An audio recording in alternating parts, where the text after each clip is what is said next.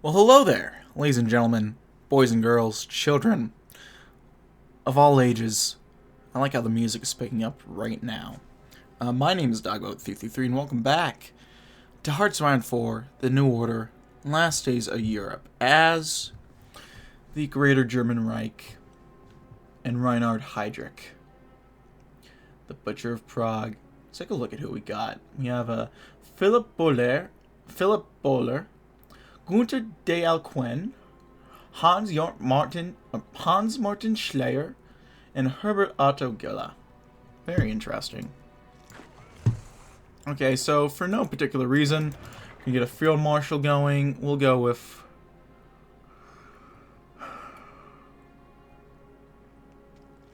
Klaus is fucking insane. Wow. Then we'll split these guys up. 26. And we'll get Sylvester Stadler. And we'll go Otto Kuhn. And again, for no particular reason, we're going to be setting all these guys up in Germania. Do a fallback line there. So I gotta think, what is there to build now? Some guns, I think, are always a good go. Always something good to go with. Some anti-air, some anti-tank, some jets.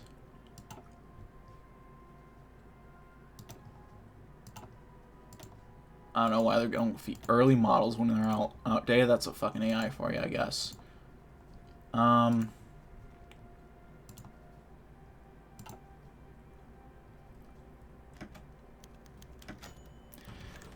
International and domestic news media today captured the defining moment of a generation of Germans. Reinhard Heydrich, riding into a ruined Germania, Nazi salute in one hand, surrounded by legions of his loyal SS troops, along with his guest speaker on a state visit, Heinrich Himmler. As anthems of the SS and the National Socialist state played thunderously, Heydrich commanded his troops to form walls in front of a Volkshalle while he took the podium behind them. In the following speech, Heydrich emphasized how the new order would, quote, restore the Aryan blood and return the ideals that made our Reich the strongest to us, among other statements from the Butcher of Prague. Soon after, Heinrich Himmler began his speech declaring German-Burgundian relations restored with an alliance to destroy degeneracy where it stands, among other things. While German-Burgundian relations have soared, the rest of the world has reacted in sharp condemnation, looking on in horror. The United States and Japan have announced a buildup of their nuclear assets, as well as full mobilization of their armed forces, with several allied countries following suit. Hail Heydrich. The German Civil War, the most devastating and bloody conflict to ever consume Germany yet, has finally ended, with Reinhard Heydrich emerging as the victor. Widely disliked by the German populace, it has been the might of the SS which has won Heydrich the day. Speaking before the Volkshalle, the new Führer denounced the decadency which had corrupted Germany and vowed to remove all hints of degeneracy from the Reich. Whilst Heinrich Himmler has offered the warmest congratulations to Heydrich, the international response has been largely muted, with deep concern for the future of Germany. With the nation in ruins, a collapsed economy, a weary populace, and a Europe still consumed by chaos, many now fear what the rule of a secretive, fanatical organization will have in store for the future of Germany. Peace returns for the Reich. Vote for how long? We will only find out.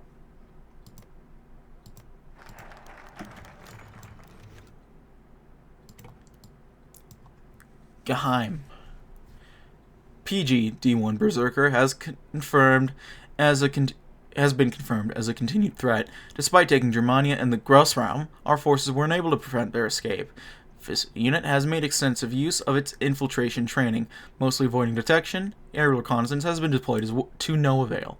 PGD-1 is clearly avoiding the open countryside.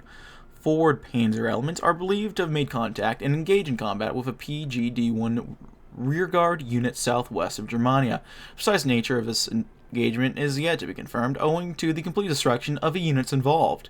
Initial assessment indicate that our men were struck while resting, most likely by a force composed of solely leg infantry to facilitate a stealthy approach. All man-portable supplies were stripped of our troops, and their vehicles sabotaged. PGD-E1 remains under the command of Oberst Ulrich Wegener. Following the capture of Germania, it must be assumed that he is acting autonomously without directives from any officer or of higher ranks. Contrary to our hopes, we believe that this may make PGD-1 a more potent force in the field. The absence of constraints on the unit's conduct, combined with their extreme degree of training and absolute opposition to the Führer, means we can expect PGD-1 to violently hamper our assets at every opportunity. Further assessments to be made, pending successful gathering of intelligence at the Führer's discretion. Hail Heydrich. A war band is yet unmatched, yet match them we must. Our future's been secured. Through the gates of victory arrives Reinhard Heydrich, the one and only Führer of the greater German Reich. Treason, degeneracy, and corruption tore the fatherland asunder, but now the fires of war have purged it clean. Heydrich's leadership is a triumph for the Schutzstaffel, for National Socialism, and for one of its strongest defenders, Heinrich Himmler. Our Reich must be reforged in the image of Aryan greatness. Our society must be simple and pure. Our Germanic race must be ruthless and strong.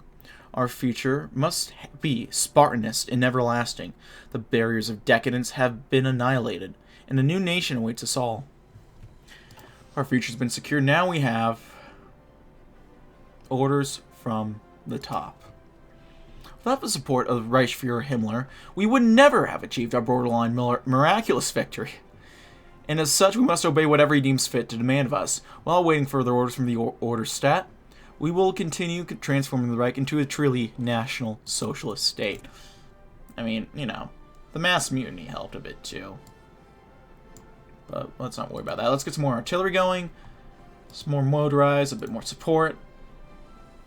We'll put the rest into a bit more artillery. Why not?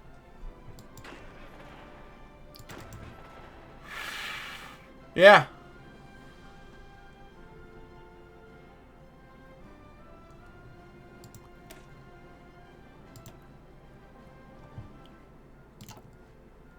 That works for me. All is strangely quiet. Orders from the top. Next, I guess we gotta return their supplies. During the outbreak of the Bürgerkrieg, the Ordnungsstat funneled us a variety of vital military equipment to aid us in our grand struggle. Now the Reichsfuhrer orders us to return these military supplies immediately, from the largest tanks to the smallest food rations.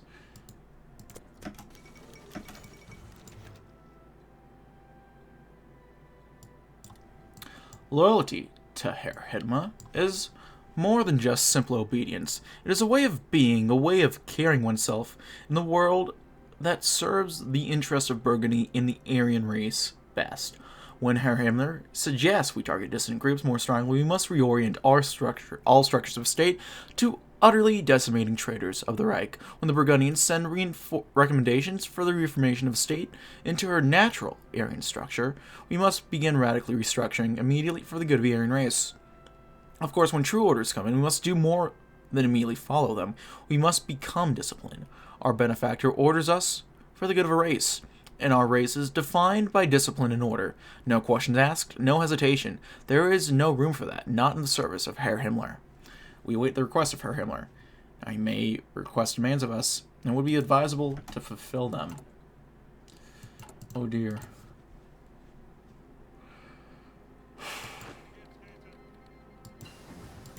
Viyaka versus Bashkortostan. Who's winning?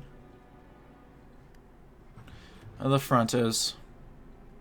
Because Samar's not doing half bad. I don't know. We'll wait and see. And will we feel their reserves? The Ordnungsstat's reserves has apparently been drained during their intense support for Heydrich during the Bürgerkrieg. Reichsfuhrer Himmler has ordered us to send vast amounts of our supplies westwards, including fuel. Furthermore, he requires high amounts of manpower for the Ordnungsstadt, ranging from SS units to army engineers. These transfers will take place as soon as possible. Well, he did kind of help us out, though those mass mutinies were pretty advantageous as well.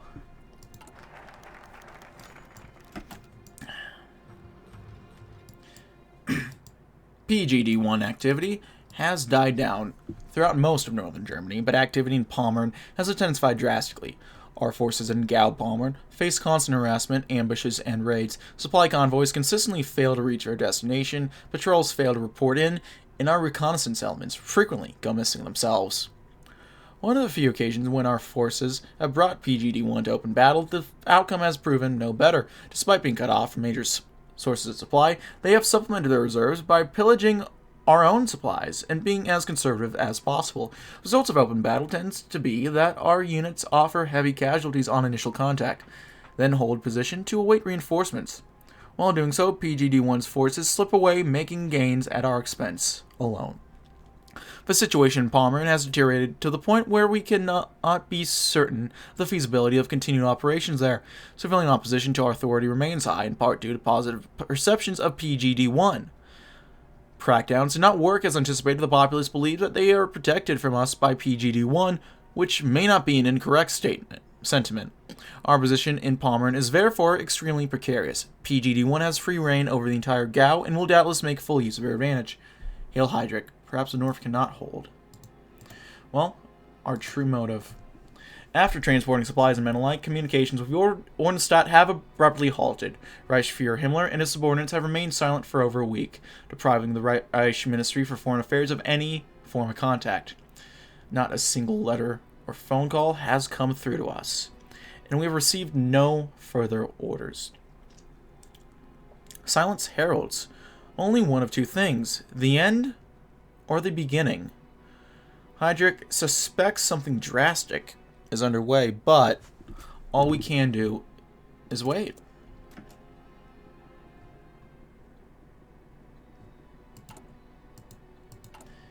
Yeah. It is my sincere wish to serve God in Poland with the whole of my life, to give my willing help to other people, and to obey the guide and scout law. Kazimierz Piekovsky was listed as the German pledge, the Polish scout oath. The DPSG had no oath of their own, so the German members of the network had defaulted to using the Polish one as their code before meetings. Kazimierz nodded, satisfied with his reaction. Speak freely, friend. The German was a younger man, and Kazimierz silently reflected on the bravery of his parents to raise such a young rebel.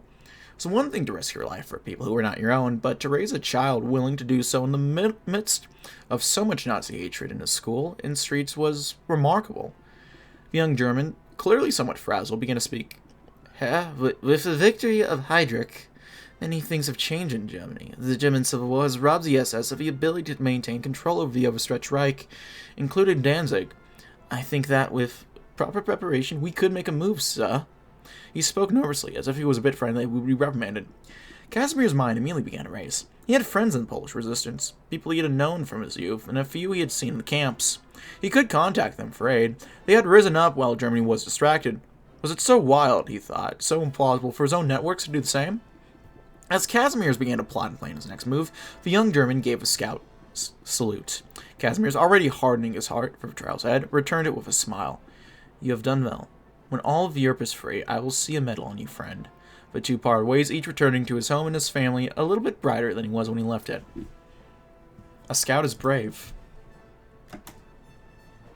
So it seems like we might have some breakaway factions.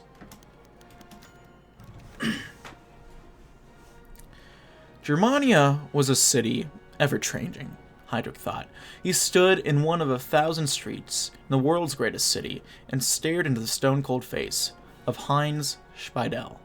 The statue had been torn down less than 20 minutes prior, one of exactly 47 monuments torn down in the city that day, when one of his men came running in through the still settling dust. carefully maneuvering his way through several of his commanders before giving his new Fuhrer a sharp salute. Mein Führer. I tried holding them off, but they wouldn't listen. The man struggled to swallow, his discipline seeming to fail under Heydrich's emotional stare. Burgundian men, sir. They've just landed. The Reichstag sent on Himmler's orders to see you. He did not know. Heydrich stared at him for a few more seconds before raising his eyes to the rooftops, past the milling SS men in the smoke and the rooftops, and towards Battalion Volkshall a few miles away. Without a word, he began walking towards it. Does good news come on Eastern Winds? Top secret. The holes in the Volkshall dome still gaped wide from the battle with Speidel's traitors, the recovery crews having never been given the order to patch them up or tear the entire structure down, and instead leaving the building looking like its great dome was poised to collapse at any moment. Temporary landing pads had been erected in the Grosser Platz in order to ferry in construction materials for various projects around the city center, and this is where the Burgundians had landed. Already they had sectioned off half of the plaza space, enough for exactly 4 helicopters to land and safely, if need be, to themselves in their single vehicle. Instead of it stood Werner Grothmann, still as a statue in perfect SS uniform. Heydrich could smell toad as he approached, but said nothing. Grothmann was close to Himmler, and worthy of respect for that, if nothing else. Heil Himmler! Heil mein Führer! Grothmann shouted above the helicopter with a proud salute, which Heydrich returned in kind. He could immediately tell that Grothmann was searching for a reaction to the order of names, but if he wanted one, then he had been disappointed. Heydrich was above the petty politics and ambitions of junior officers. Grothmann folded his hands behind his back and looked to the Reichstag. I come to offer you my congratulations, mein Führer. Herr Himmler has stated that you are to be informed of several things, he said as Nate handed him a sealed red folder. Welcome to the inner circle. Heydrich nodded and reached for the folder, but frowned as Grothmann shook his head and hid behind his back. I've been instructed to observe you while you read the plans, and to assist you in the next few days. A private place for a red letter. Well, the folder contained well over 100 pages, and while Grothmann's suitcase apparently held hundreds more, the most important part of the plans could have been surmised in a single sentence.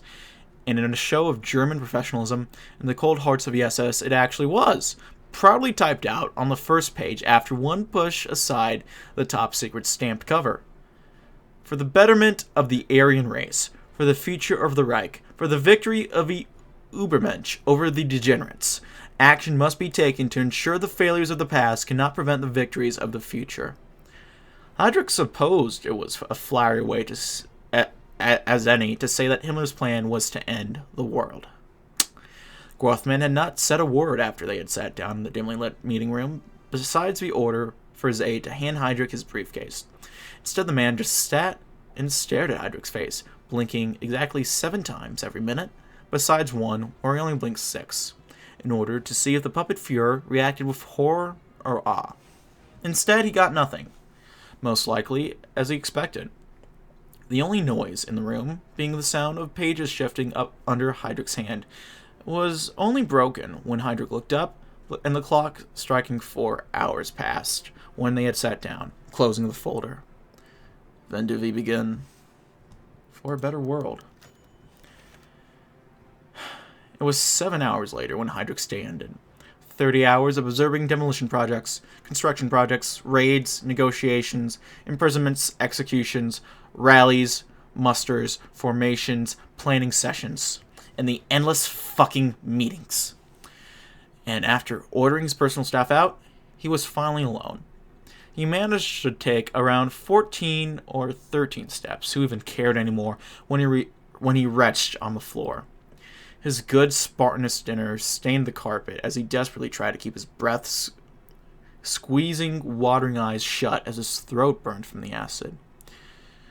He was careful not to make too much noise, even as he vomited, and especially as he stared at the mess on the floor. God forbid a maid's loose tongue land him against a wall while Grothmann shouts, "Fire!"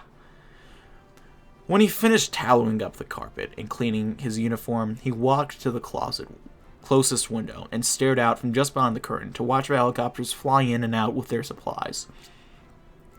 He forced his breathing even, forced himself to think analytically. He solved problems. It's what they did. It's what he had always done. When he'd nearly been homeless so many decades ago. When he'd been asked to help find a solution to Europe's degenerate problem. When he'd been ordered to arrest his fear in the 50s. He found his way through things. It's what he did, damn it! But how was he ever going to stop Himmler? How would he save the world? Degenerates and all. Time of action.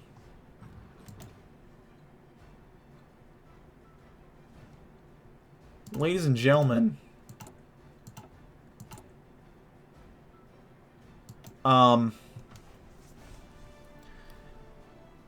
we are rising up against Heinrich Himmler. The puppet is cutting his strings off. The orders are coming in, and there's no question about what the natural conclusion will be.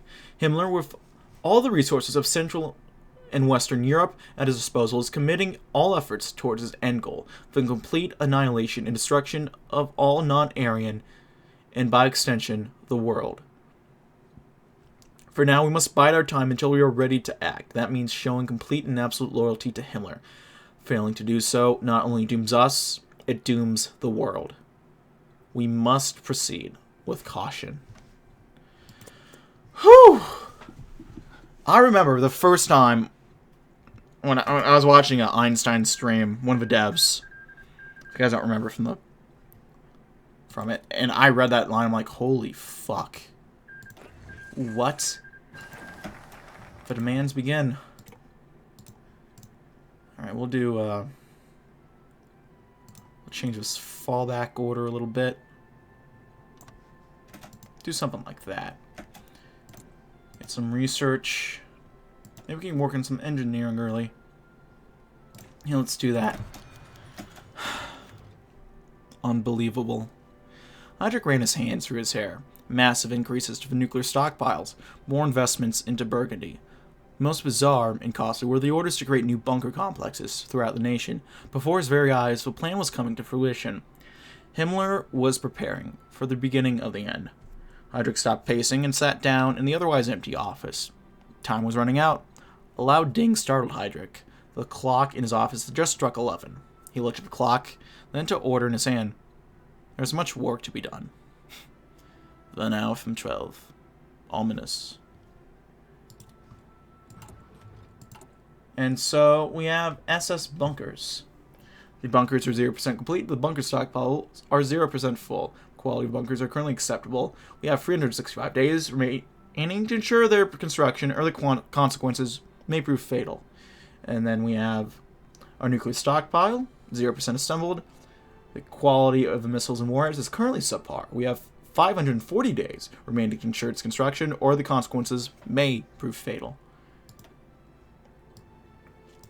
And so we have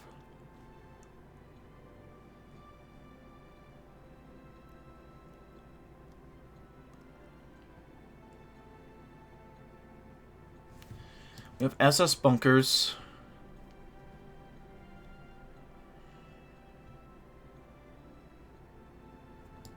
And maximizing our arsenal.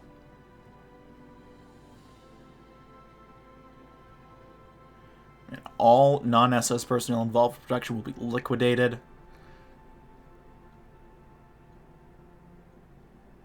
Once the rockets are up, who cares where they come down? Holy fuck.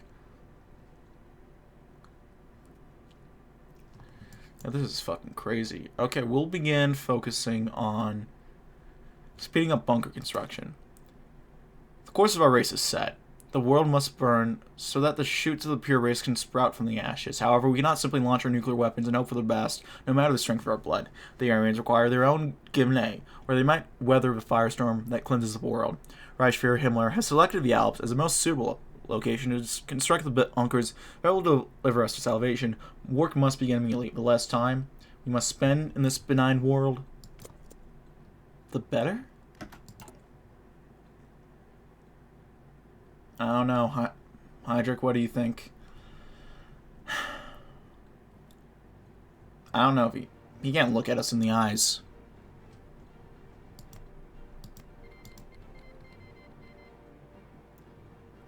The front versus Vologda. Is that Zhukov? Yeah, Zhukov. Okay.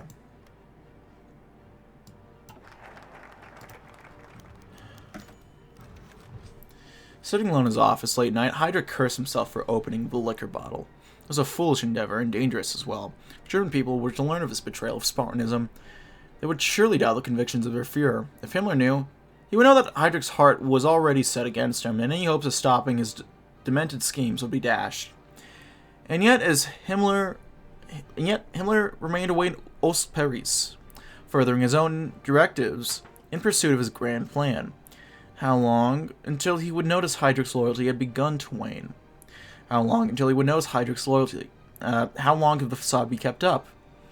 A year, perhaps, before Himmler's expectations did not meet reality, Heydrich thought. He glanced disgustedly at the bottle of wine, which was almost empty. Perhaps 2 years, if he kept his base impulses in check. Nevertheless, he refilled his glass. Who could he trust to aid him? That was a difficult question indeed. Himmler's plans were insane, yes, but Himmler's men were loyal to a fault. They had been chosen not for skill, but because they believed in Himmler's vision. Heydrich had believed in that vision once as well, until Grothman had shown him the horror of it all. Now he was not so certain. He would tell a member of his inner circle first, to be certain that these thoughts were not unique to him. It would have to be Bowler, Dylan Queen, Schuyler, or Gilla. He did not trust that the others would not run to Himmler. But which of the four would be most likely to see the truth and the need to act upon it? He thought at once of Bowler, a committed National Socialist as devoted to the New World Order as any man Heydrich had ever known. But Heydrich knew that Bowler had served on the Commission of National Socialist Literature for a long time. Furthermore, he knew it brought Bowler joy to collect all sorts of books, pursuing knowledge wherever he could find it. With all the undiscovered writings scattered across the world, Heydrich could not see the man ever consenting to see it all destroyed. Not even if it secured the Reich 1,000 more years. Give me Bowler, now. Let's get exact specifications. To deviate from them in any manner would take an unacceptable risk, according to the esteemed Reichsführer. Of course.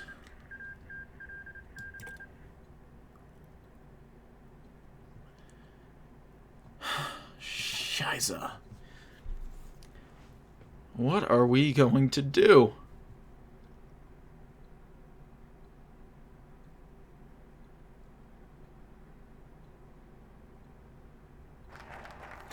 To exact specifications. Bowler carefully examined the report, taking a great deal of time to read through it. More than once, Heydrich caught him rereading a particular page. The Führer's hand remained pressed against the handle of a desk drawer, where he had stowed a pistol away before arranging the meeting. If Bowler betrayed him, or if Bowler proved unable to do what was required of him, he would need to be disposed of immediately. Already he was beginning to see what he thought might be signs of distress on Bowler's face. If he gave even a hint of a reaction, then it was a mistake to have trusted him. Heydrich's thoughts again returned to the pistol. Anything could ruin it all with a single word or glance out of place. Stopping the plan had to come first, and if Bowler proved to be a hindrance, Heydrich brought a weapon for a reason. Seemingly finished, Bowler looked up at Heydrich, his eyes wide and his brow creased in worry and confusion. That is this document. He looked at Heydrich as if desperate to be assured it was all a joke. Heydrich was on his feet in an instant. Shut your mouth, he hissed, leaning over the speckled man with a look of utter loathing in his eyes. If Himmler catches even a hint of this, we will both be dead. Men, with no chance at stopping this. That is, if I do not have you shot first for such incompetence. This changes nothing for you. You will act, speak, and think as you normally do, until such time as your Führer gives you the orders to do so. Is that clear? Bowler took a moment to compose himself before nodding. Ja, mein Führer. Heydrich could see in his eyes that he was still in a state of panic, but at the very least he was exercising some amount of self-restraint. You are dismissed. We will talk more of this when you have regained your wits. Heydrich returned to his seat, watching as Bowler exited, a blank expression on his face. Heydrich glanced at the drawer, unopened, and felt a pang of disgust with himself. He'd grown weak. Let's maximize the arsenals.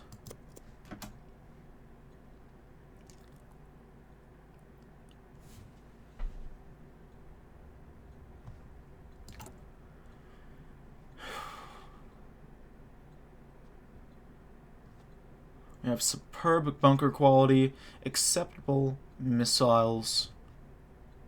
I mean, I'll take it.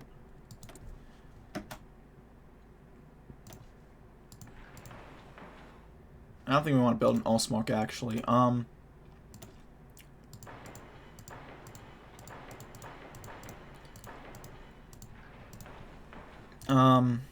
I guess some infrastructure all over here. Why not?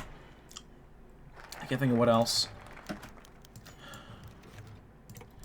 Bowler had gathered the others in Dylan Quinn's office, where he expected few people would be lingering about.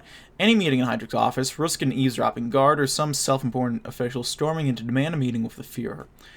Himmler's dogs were becoming even bolder, even as Heydrich subtly worked against them at every turn. Thankfully, Himmler was still unaware. Himmler has finally lost his mind, Schuyler proclaimed, looking up from Himmler's plan. Heydrich scowled. He'd always been the least ideological of them, but the Führer had expected a bit more tact.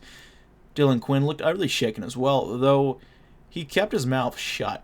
Amongst his ministers, only Gillett maintained his composure, looking calmly to Heydrich for his next orders. Gentlemen, Bowler turned to the men who just, whether they knew it or not, joined the small cabal of Germans still willing to resist Himmler. He spoke with the same cadence that the generals had used before Operation Barbarossa. Your Führer needs your help against those who would see the Aryan race rendered decadent. This is a matter that requires the utmost secrecy from each of you. The survival of the Reich will depend on it. Heydrich folded his hands atop his desk. You should all be aware of what needs to be done if we want to uphold the truth of National Socialism. With a nod from his Führer, Bowler began to hand each of his fellows an envelope. Heydrich kept speaking. You will find your instructions printed here. Follow them to the letter. If you have a question, read them again and set them alight when finished. Each man nodded, setting out to accomplish the task given. As Bowler waited for his own instructions, Heydrich felt something he had not in a long time. Heydrich felt in control.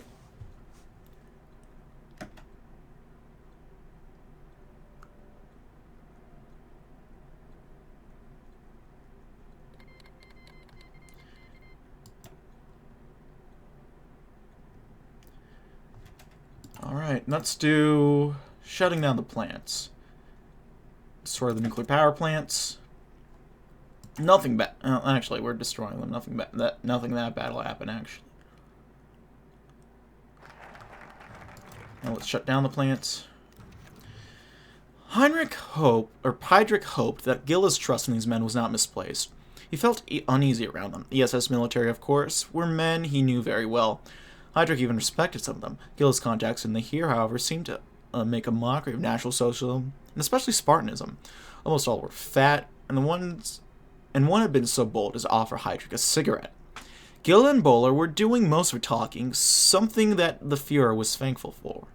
They spoke at length about how Himmler planned to bring ruin to the Reich, and how Heydrich needed their help to save National Socialism. They did not mention anything about Himmler's true plan at Heydrich's request.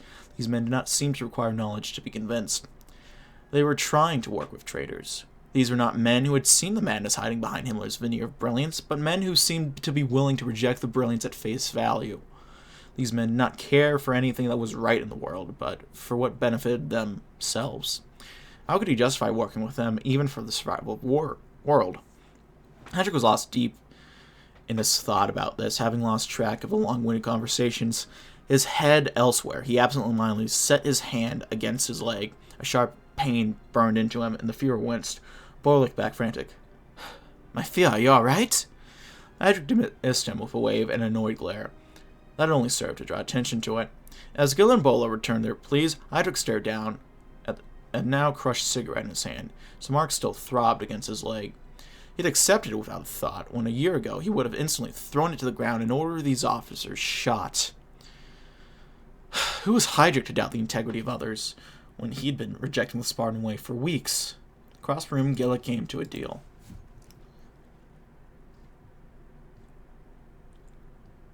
Let's get everyone we can get.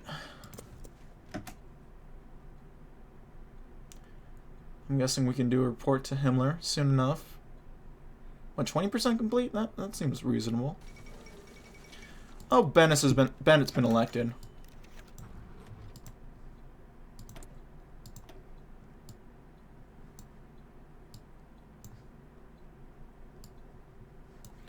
The pacification of Germania is complete, and SS units have been spread across the country to ensure peace and order from outside the capitals, while holdouts have persisted both above and underground to prove themselves a nuisance at every possible turn. One such nuisance was rapidly found in the Berserkers. While Germany's first and greatest special forces unit had participated in the defense of Germania, they had managed to slip out of the SS grasp during the final assault into the city. While most of the SS had initially hoped them dead or combat ineffective, scattered reports from northern Germany have for weeks signaled the opposite. Highly coordinated, precise strikes against SS forces, missing and destroyed supplies, bridges, and highways being found in ruins left and right. For weeks, SS anti-partisan forces across the whole of Pomerania have suffered setback after setback, and following weeks of humiliating defeat, SS forces have already begun to retreat, as if running from the devil himself. Already, much of the northern coast has been turned over to the insurgents, and will doubtlessly be a bloody struggle to attempt to dislodge them. Damnable renegades. So now we have the Freikorps Berserker. Enough is enough. No more hiding in the sewers beneath Germania. No more shivering in the cold nights of the sane citizens in Germany's basements. No more running. No more hiding. Ulrich Klaus Wegener is a new face in terms of leadership within Germany, only having served at the age of 15 within the last days of war, being just a mere teenager as he bore witness to the glorious days of victory on the horizon. Young Ulrich was told that Germany would forever prosper, forevermore, knowing not of the difficulty or obstacles, as it would reign over the globe as the supreme master of the world, and no true sons of Germany would ever suffer again. But none of that fucking happened. Instead, young Ulrich would bear witness to suffering and hunger as the German economy crashed. Realizing war was bringing on the horizon, the up-and-coming leader of Berserkers, Germany's chief special forces and counter-terrorism unit, aligned himself with Spiedel's faction during the Bürgerkrieg in order to stand with some sense of sanity within this German nation at that point. Yet, sanity would not win out, would it? Thus began Wegener's true rise to leadership, when he helped lead the anti-militarists into hiding, finding shelter only in the rat-infested shadows, as the Schutzstaffel prowled every corner. The wolf was ready to strike at any moment. Now, however, the wolf pack found itself torn apart, each side ripping and tearing at each other's throats. In the midst of its chaos and the wreck of his insanity, in defense against terror, Ulrich Klaus Wegener stands alone in fighting a double-fronted war, with every side calling for his death. Or so we would believe. Well, can hear the people sing. The rifle felt light in Casimir Piechowski's hand for the first time in years, perhaps even his entire life. The world had taken so much of a toll on him that he'd long since forgotten true joy like this. Even desperation and dread muddied its foundations. The spent shell casing lying next to his feet, and the trail of blood on the wall behind him that accompanied the slumped body of a dead German soldier was as clear a sign as any that a rebellion had begun. And not only begun, but grown and thrived. The cheers of thousands awaited him beyond the set of shot-out double doors in front of him that led out onto a stone balcony. With a heave, Piechowski raised himself from the chair and triumphantly opened out to a light wind of Königsberg, hitting against his body, and the frenzied cry of liberation ringing his ears as he looked across the countless there to listen to him speak. The smallest of faces, in ill-afforded luxury, came across Piechowski's face. "Remember, my friends, my brothers and sisters," he began, putting one freed hand on the grainy stone surface in front of him, while the others held a death grip on his weapon. "Today's the day we mark as a first victory for a free people, free from the maniacal grip of the Reich, free of the monstrous SS, free from our fallen oppressors. Here destiny's chains have been broken, and it falls into our hands to guide it towards a flickering light that may give us salvation." The next breath he took felt ragged, and liquid pulled at the corners of his eyes. It had been a long time since he felt so happy and so afraid at the same time. So 1,000 and more voices screamed in agony and terrified fright and hope. Its most doubtless hint of optimism had finally begun to bloom. Piachovsky raised his rifle high in the air, and 100 guns followed. Freedom comes today, and it shall stay with us forevermore. So, do we want to go after this?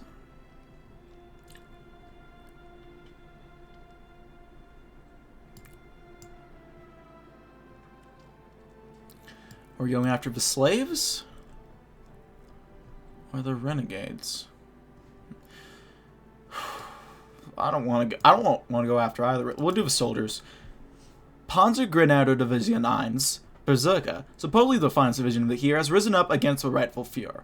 Unsurprising given their allegiance of a traitor Spidel, but not particularly concerning either. Like their comrades, they are feeble and degenerate. No match for the men of the SS. They will die as easily as the others. Right?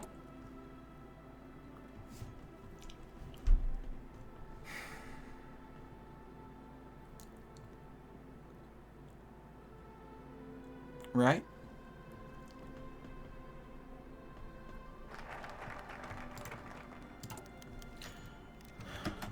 The Reichsführer had not moved for some time.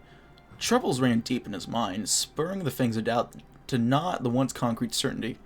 Heydrich, now Führer of the Reich, was not amiable as he used to be. The distance between them had widened to become a largely professional relationship a decade prior, but even by that measure, Heydrich was unusually distant. Himmler tapped an idle finger against the dirty diary resting in his lap, unopened and blank for the first time in years. Perhaps it was mere humanity weighing Heydrich down. The duty of great men was always burdensome, doubly so when it violated all moral norms. Setting those obstacles aside was the sacrifice they had both chosen to make in order to solve the Jewish question, that no further generation of Aryans would be oppressed or have vengeance visited upon them. The new plan, the final solution for all the world's evils, was no different. So where was Heydrich's iron resolve? Where was that quiet zeal that had guided him at Wannsee? Victory had been achieved over decadent National Socialism. The new Führer's failings were forgiven, and now they could fulfill the divine destiny of their race. Once the bunkers were completed and a large enough nuclear arsenal assembled, the future would be assured forever. No more Jews, no more Slavs, no more sadness, anger, or envy. Was Heydrich stalling for something? He couldn't possibly. Himmler's tapping finger froze. The thought was unbidden, absurd, even with the Führer's previous recalcitrance. Was it possible? The Master of Burgundy reached for his black telephone with a hand turned cold and clammy. Just some simple questions, that was all. Inquiries to answer so that he may sleep soundly. None of them for Heydrich. Uh-oh. We'll do everyone we can get again.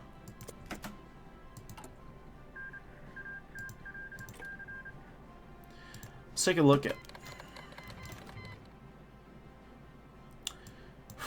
The map of Germany was all wrong, not since the 30 Years' War had been so divided. Heydrich knew it was mere fact made manifest, not a literal breakdown of the Reich, but... Still so wrong.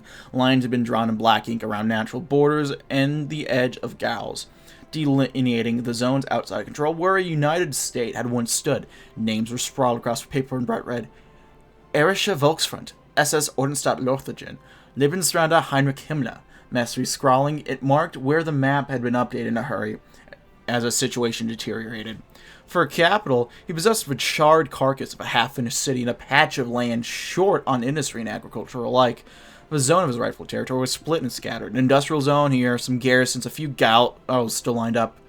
It was gradually falling away. SS, Wehrmacht remnants, dissident groups, even slaves, all had staked their claims before he could even blink.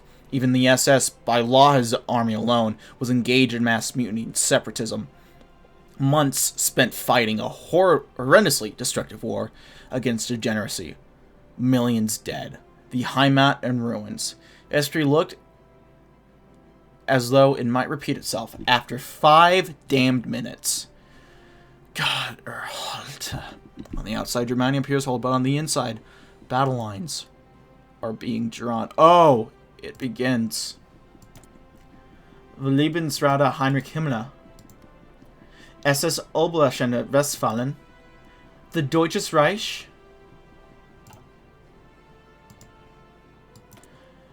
Kampfgruppe Hilliger Fischer,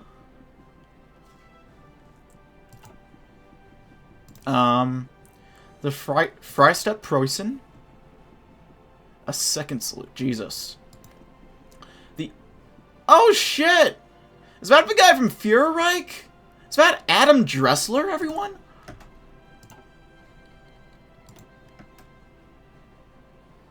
Okay, wait, we have Österreich, Otto Skorzeny. It's probably a horrible time. Theodor Eicke of Lothringen. To the average German citizen still living in Germania, the day was like any other. They woke up, they began going to work, they kept their heads down to avoid the ire of SS men on the street corners. And then it was chaos. It started with the closure of a Sundbahnhof in Tempelhof-Schönenberg, as train stations across the city were suddenly closed without warning from soldiers belonging to the Burgundian SS. Civilians, forced to instead begin their daily commute on foot, were then instructed into their homes at roadblocks along the Prachthalle, where many would have caught glimpses of armored vehicles eating down the parade grounds toward the Reich. The soldiers at the Capitol building, the hand-selected men of Heydrich, who had been expecting the attack, this was nothing but inevitability, and they were more than ready. Watching from the windows, witnesses would have been able to see the first vehicle in the envoy explode as a Cobra rocket launched from the upper window of the Reichstag met its mark. A second one soon impacted the last vehicle in the convoy, and as the soldiers in the back attempted to evacuate the vehicles, they were immediately met with heavy, overlapping machine gun fire. As SS units outside of the Reichstag began firing at SS units inside of it, the noise of gunfire and explosions could be heard across the city, much as it had only a few months prior. To those loyal to Heinrich Himmler in the city, it was soon clear that this was not an average day, and this was not a successful coup. Heydrich had seen them coming, and the counter-coup had begun. Today begins the real war. That's right, ladies and gentlemen, the SS Civil War. Germania was a war zone yet again. The fate of a nation was in the air. Traditionally, in battle, lines would eventually be drawn, and the fighting would become static besides pockets of rapid movement that would eventually be allowed for grander strategy to resume. That was not this battle. There was no battle lines as the SS fought itself. Those loyal to Heydrich had already moved their armbands to the opposite arm to differentiate themselves, but in the hectic environment of the battlefield, that was often lost. Friendly fire was as common as enemy fire, and both sides often seemed confused over what exactly they were fighting over. Fuck. One thing was for sure, though. One side had been ordered to eliminate Heydrich, and the other would not allow it. In the midst of battle, two separate detachments of Burgundians broke off and began rapid movement to two separate locations. One of them was an army filled to the brim with weaponry recovered from the battle with Speidel's forces, which would be indispensable to Heydrich's forces. The other detachment moved with all haste to Spandau, where Hans Speidel and his general staff had been imprisoned, with orders to immediately liquidate anyone inside. Nearby, both units, one Hauptsturmführer, Victor Sommer, began demanding orders on which location to save. His unit was the only one close enough to stop them. Save the prison. Hauptsturmführer Sommer and his men were rapid in movement and merciless in the attack. Requisitioning a civilian truck, his squadron managed to ram the leading SS vehicle, and his men quickly enveloped the SS forces. While they were being backed by a larger SS force, they retreated in good order to Spandau, where him and his men eventually used the castle's fortifications to fend off the SS counterattack. Eventually, the SS forces managed to extricate several armored vehicles from the ambush site and ram the gates of Spandau. In the ensuing battle in the prison, Sommer made the decision to arm Hans Speidel and his imprisoned staff. With the extra numbers, they managed to repulse the Burgundians and annihilate the remnants of the attack force. When Sommer and his men initially celebrated, they were soon interrupted by the sounds of the explosions ripping across the city, from several blocks away, shattering windows for miles. The army was gone. Damn them. Oh, we have the man, the myth, the legend, Hans Speidel, returned and victorious. Ooh, infantry expert. Adaptable. That'll be a good one. What about Serrato? Infantry expert, of course, and I think that's good for now. Approximately 16 hours after the citizens of Germania were first turned away from their trains one early morning in Germania, the streets felt, once again, felt silent. The citizen on the outskirts looked out a window. They'd have been able to see armored vehicles, trucks, and civilian cars all pouring out of a city, all filled with men in SS uniforms. After hectic fighting across several of the most important parts of Germania, loyal forces to Führer Heydrich eventually managed to carry the day and force those loyal to Himmler out of the city. An uneasy peace had settled now, and as Heydrich's men have begun closing off all exits from the city in an attempt to catch any remaining fleeing Burgundians. On a small street in the outskirts, Heydrich watched clouds pass over the moon and attempted to ignore the shouting behind him. "How dare you!" Grothman shouted as he was dragged out the basement of a small store where several men had been cornered and killed minutes ago. Their blood still warm around Heydrich's boot soles. "He's going to have you killed, Heydrich, you madman. Once you're dead, you'll have me killed too, for not seeing this sooner. You've doomed us both!" Heydrich stood still, staring at the clouds and playing out the scenarios in his mind. After some time, he nodded. "Yes, I have," he said, and then swiped his neck with a finger. A moment later, and a gunshot preceded the thumping noises of Grothman hitting the ground. There was much to do now. Where would he begin? May the strong survive. Now we shall see the fatherland for what it truly is. Let the battle begin.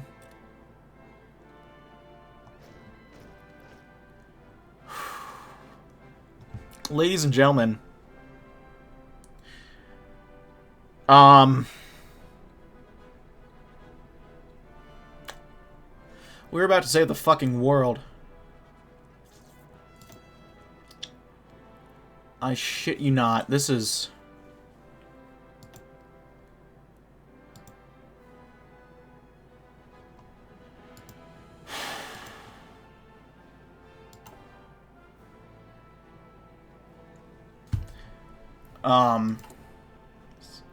yeah, the nuclear struggle GUI. Germany controls 33.3% of missile stockpile. Burgundy is control of 11.1%. 55.5% of missile stockpile are currently uncontrolled.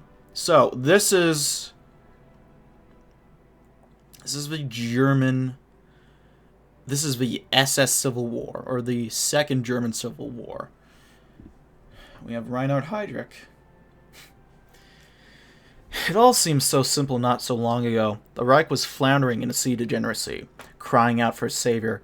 Traitors to the ideals of Hitler raised their banner and called forth the scum of Europe in the name of Stad conservatism, effeminate liberalism, and boorish militarism.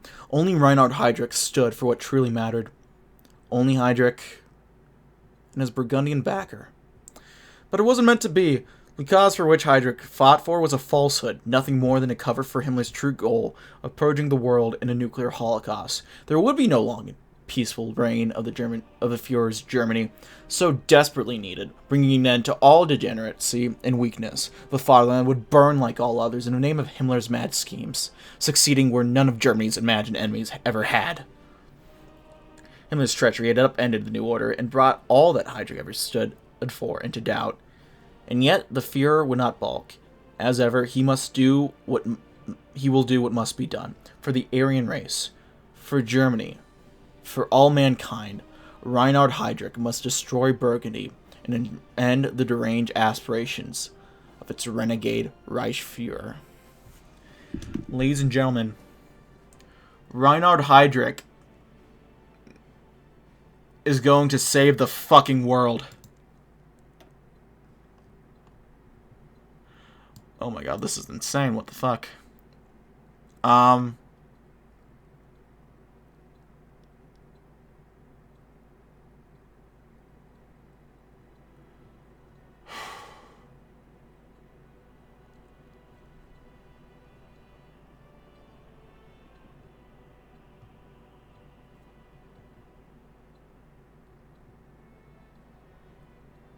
Yeah, shit.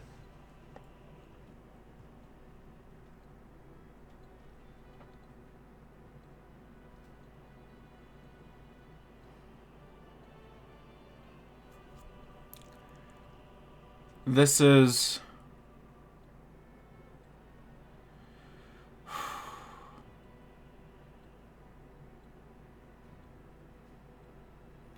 Now, this is obviously fucking insane, as you all can tell.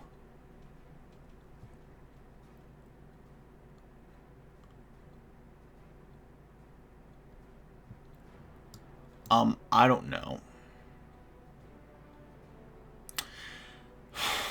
I only know one thing.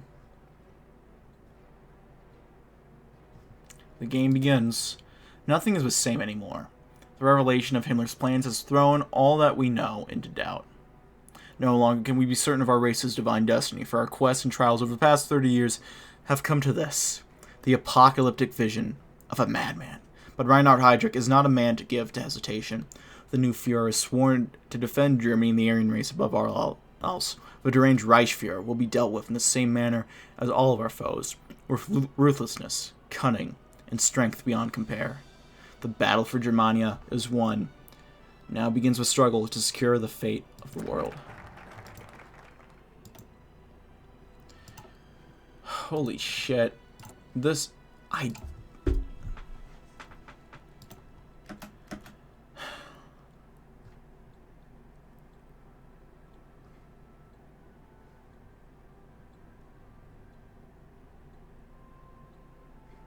All lies in Heydrich. As Führer, the Reich now looks to Heydrich to lead it through the unprecedented crisis. Was Hitler's will that his greatest creation endure, and endure it shall. This challenge will be our greatest yet. De facto, Greater Germany is riven by strife and carved up into petty fiefdoms, with the Führer's authority existing only in name only. Heydrich must begin to assert himself immediately, but only with great care. The political situation is delicate, and we cannot be certain of any man's loyalty at this point. There will be sacrifices, for not every interest can be satiated, but whatever move we make must be for the greater good. So let's take a look at everything right now. We have...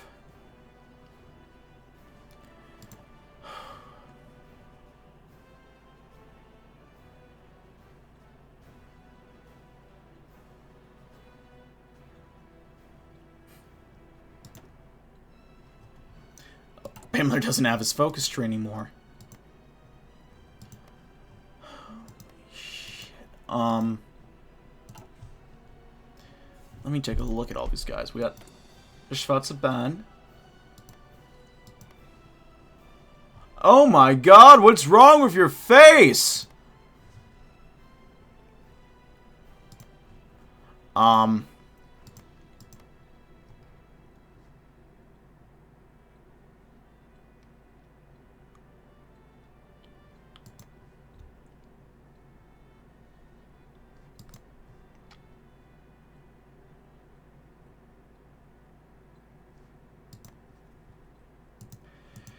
Yeah, I'm gonna need to stop here just so I can get an idea of what the fuck to even do. Plus, it's almost 2:30 actually, and I have my last day of normal work tomorrow, as well as some important classes that I need to start up. So, yeah, I'm gonna have to cut it here, ladies and gentlemen. Thank you for watching, though. If you like this video, go ahead and leave a like. If not, feel free to dislike. If you want to see more of this content in the future, go ahead and hit the subscribe button for more uploads every weekday, as well as every Saturday. If you have any comments, feedback, concerns, which I would understand if you have some concerns right now, go ahead and leave in the comment section below. I read all the comments I get, and I appreciate any and all feedback you might have for me. If you want to send a few bucks my way, I have a Patreon. If you want to chat or play games, I have a Discord. If you want to see me do this sort of stuff live, I have a Twitch, all of which are down and linked below. Let's get a new general. Let's go with old Hugo. Thank you as always for watching, ladies and gentlemen. Holy fuck. My name has been DB333, and I'll see you guys next time. Gute Nacht.